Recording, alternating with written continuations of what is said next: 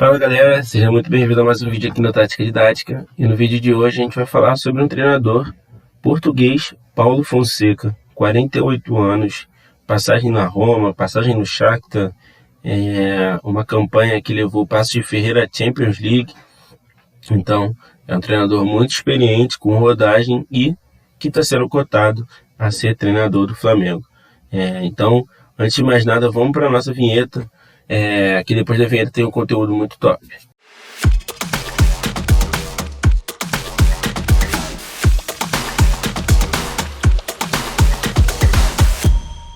Antes de começar a falar sobre o Paulo Fonseca, eu queria pedir a vocês para se inscreverem no nosso canal e ativar o sininho para não perderem conteúdos como esse. Então vamos lá. Analisando o Paulo Fonseca, a gente tem aqui algumas anotações bem legais. O Paulo Fonseca, ele foi o último treinador da Roma antes do Mourinho, e ele teve 2 anos de trabalho lá. Ele ficou em 5º e em 7º lugar. Ele teve um início muito promissor de trabalho, manteve uma boa campanha, mas no último ano a equipe já começou a sofrer alguns altos e baixos, e por causa desses altos e baixos ele acabou sendo demitido, tá? Ele foi campeão ucraniano 3 vezes, ele ficou 3 anos na Ucrânia, ganhou a Copa, fez o doblete desses 3 anos, que eles chamam, né, quando ganha a Copa e o campeonato, né, como se fosse o Campeonato Brasileiro e a Copa do Brasil aqui, o Campeonato Italiano e o Ucraniano e a Copa da Ucrânia. É um técnico que recebeu muitos elogios, e um dos elogios que mais é destacado, eu acho que é do Pep Guardiola, quando perde pro Shakhtar de 2-1, pelo Manchester City já, e ele fala que a equipe de Paulo Fonseca foi uma das equipes que foi a mais difícil de enfrentar, porque era uma das equipes mais bem treinadas, com melhores dinâmicas que ele já tinha visto. Então, falando um pouco sobre o seu último trabalho na Roma, ele apresentou algumas variações no trabalho dele da Roma. Ele chegou utilizando um 4-3-3, terminou utilizando um 3-4-3, onde ele fez uma alteração na estrutura da zaga. E essa mudança se deve a contratações de algumas peças que ele considera muito importante para a equipe. Quando a equipe do Paulo Fonseca está construindo o jogo, ela é uma equipe que constrói o jogo pé a pé, e ela é uma equipe que realiza poucas ligações diretas, né? Como ela faz a construção pé a pé, realiza poucas ligações diretas. O que o Paulo Fonseca fez durante toda o seu tempo na Roma? Ele fazia essa construção de 3. Essa construção de 3, ela podia ser feita com um lateral baixando a linha dos zagueiros, ou com 3 zagueiros, como a gente está colocando aqui. Um dos principais fatores para a utilização desses 3 zagueiros foi um jogador que ele trouxe da Atalanta, que ele utilizava muito como esse zagueiro central, e era um jogador que era, na verdade, um volante, que tinha bom passe, tinha uma boa relação com bolas longas, realizava boas bolas longas e podia desafogar o time da pressão, fazendo esses passes, essas ligações diretas. Como eu falei, a equipe não utilizava muitas ligações diretas, mas em momentos de pressão ele precisava utilizar essas ligações diretas, tá? Então, ela é uma equipe que constrói com os zagueiros, utiliza os volantes para poder dar continuidade para a segunda fase de construção. Uma outra dinâmica que a gente conseguia a todo momento enxergar na equipe da Roma era como que ele pesava o corredor central com o seu atacante, né, junto desses dois meias, ou desses 2 segundo atacantes que ele colocava aqui. Então ele sempre tinha esses 2 segundo atacantes e mais esse atacante pesando essa última linha do adversário. Diogo, e a equipe dele não alargava o campo, não tinha amplitude, né? Tinha amplitude, se dava pelos laterais, e a cobertura se dava pelos volantes. Então, durante muitos momentos que a gente consegue observar a equipe da Roma construindo pela temporada 19-20, a gente via posicionamentos como esse. E aí, uma outra situação que era a tentativa de criar de criar relações durante todo o campo.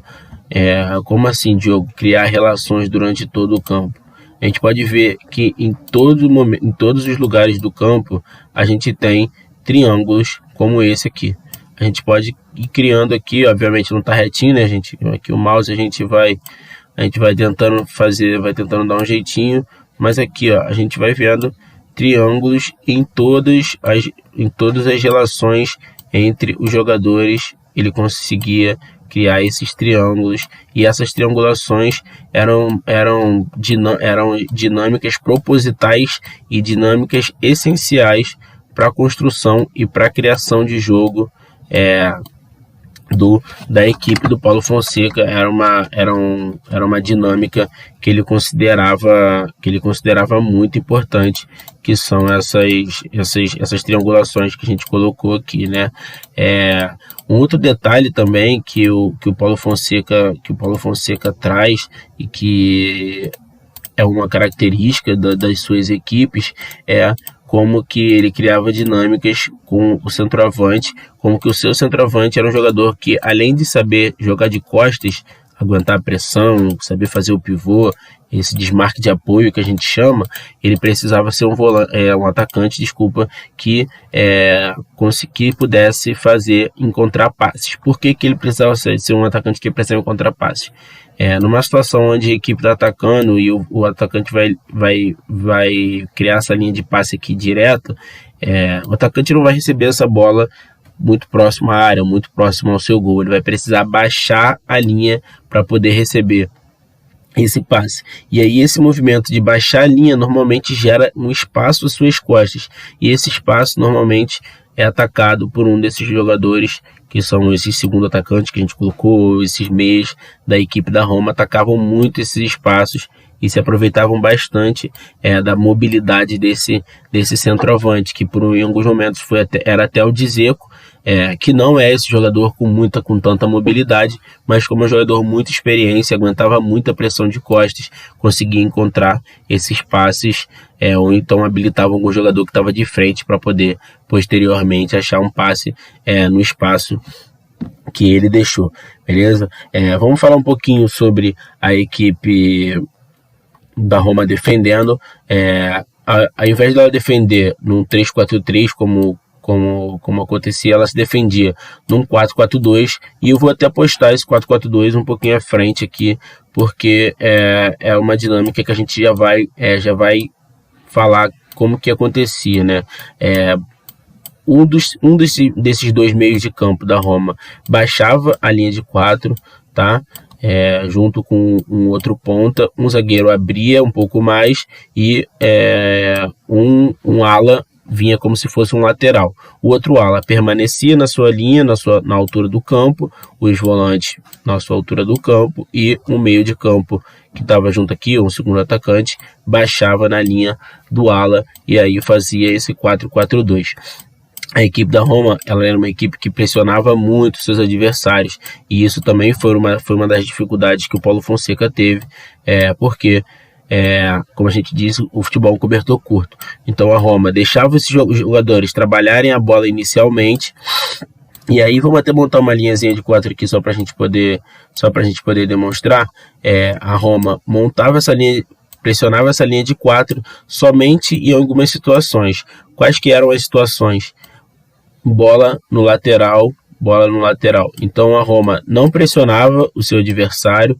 Quando esse adversário desse a bola no lateral, esse jogador vinha pressionar, e aí o atacante a equipe já ia toda fazendo a pressão para poder não deixar que a equipe adversária tivesse ou construísse linhas de passe às suas costas com facilidade.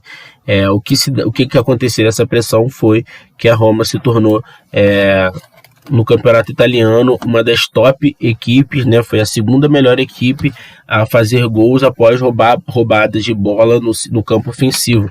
Então é um fator muito importante, né? Que a gente já teve a experiência, por exemplo, o Flamengo já teve essa experiência de marcar pressão no seu adversário e aí conseguir roubar essa bola aqui no setor ofensivo, como popularmente falado, de roubar essa bola nesse setor do campo e aí conseguir realizar ligações um pouco mais diretas, você já está muito mais próximo do gol também.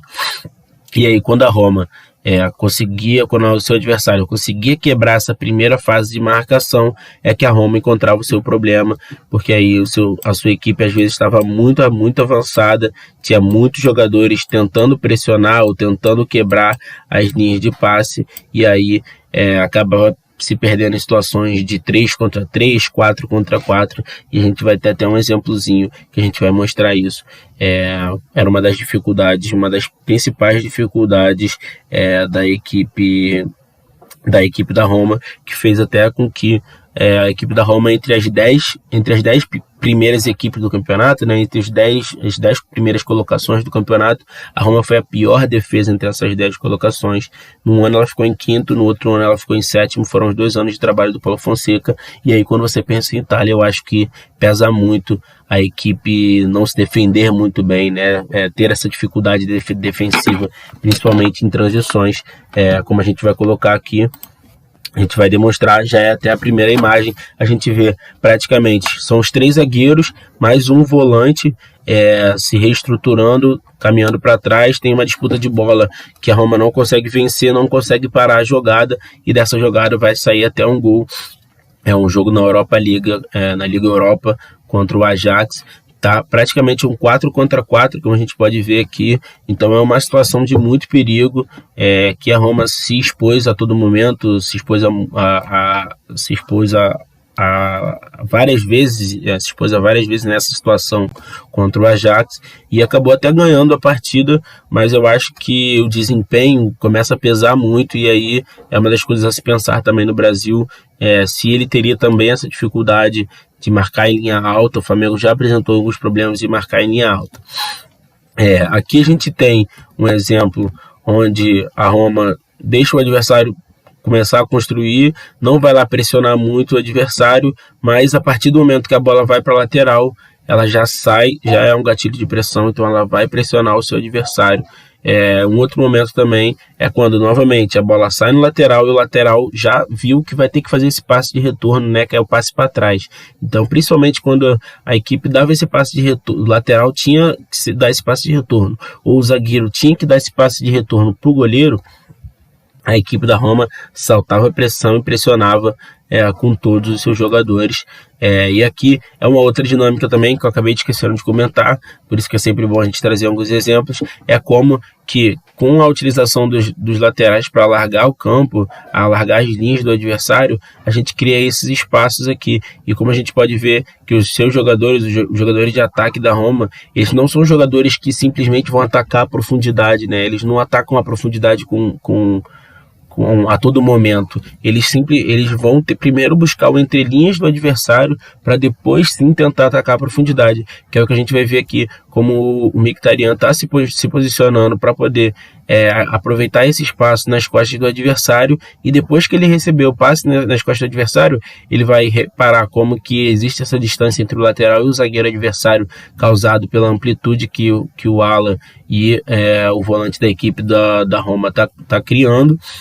E aí ele vai receber a bola nesse espaço, vai poder atacar a profundidade, vai fazer um cruzamento, e a equipe da Roma vai fazer um gol. Esses espaços atacados, esses intervalos atacados pelos meias, né, da Roma, acontecem também a todo momento.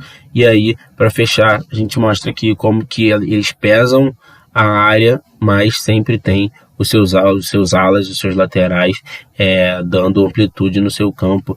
Então, eu fico por aqui com esse vídeo, espero que vocês tenham gostado de saber um pouquinho como que o Paulo Fonseca joga.